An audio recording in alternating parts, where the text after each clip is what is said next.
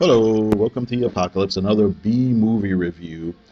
This one is going to be All Cheerleaders Die from 2013, written and directed by Lucky McKee and Chris Silvertson. This is actually pretty interesting because I guess it is a remake of a film they made in 2001. Basically, what it is, it's kind of a tongue-in-cheek horror slash supernatural film. Basically, the premise is, well, let's see here. How do I want to describe it?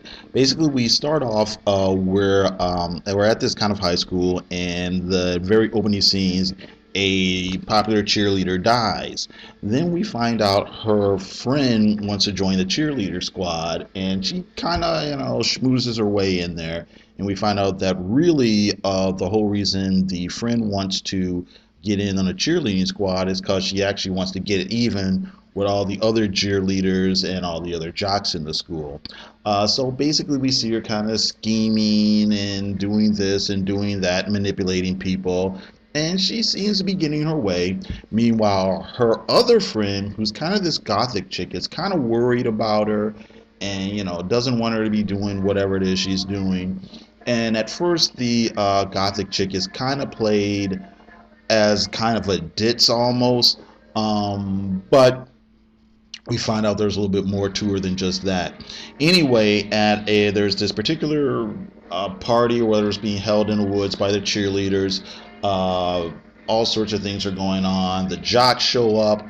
One thing leads to another. There's a big confrontation, and it ends with the cheerleaders all piling into one car and trying to drive away, while the jocks follow them, and they inadvertently cause the cheerleaders to have a car accident and die.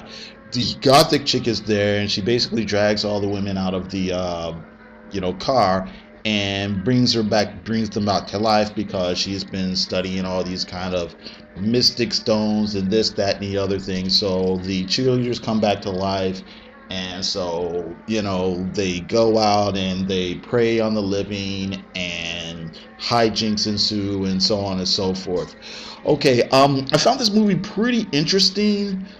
I don't want to say, I don't know if I'd actually call it a good film. I thought it had a few drawbacks, but let's start off what I liked about it. I actually thought, more than the plot itself, I thought the kind of subtext was kind of interesting and well handled.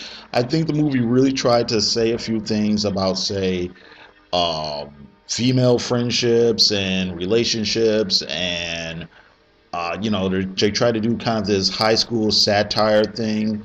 At one point, there's kind of I guess, a lesbian relationship as well.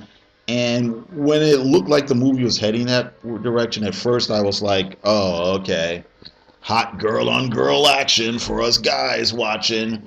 But really, the movie didn't really play it that way. The movie really played as kind of a matter of fact type of thing, and it didn't seem exploitative after everything is said and done. On the other hand, you did kind of get some hot girl on girl action, but so I thought that part of the movie was actually kind of interesting. I think where the movie kind of didn't quite succeed is in the just in the horror and supernatural elements. I think when the cheerleaders came back, it really wasn't quite explained the nature of the resurrection. I mean, we know it's mystic, supernatural, hullabaloo or whatever, but they're not quite zombies. They aren't, vampires. Are they supposed to be succubus? I don't know. In some scenes, they talk about hungering and needing to feast and needing blood, but it just really isn't explained what type of creatures they're necessarily supposed to be. And also, as far as the suspense elements, didn't really work. I mean, I get that it's not 100% serious movie. It's not exactly, Chainsaw Massacre, but you still want the exciting parts to be exciting, and I think the movie didn't completely pull that off. Let's see here. There's something else about the movie that kind of made me wince when we kind of figure out who the bad guy, the real bad guy is, and I should say why he really is the bad guy. I can't say in the review without really spoiling anything. I almost give it a pass, but at the same time, I can't really explain why I almost give it a pass without really spoiling anything. Other than that, I thought it was okay.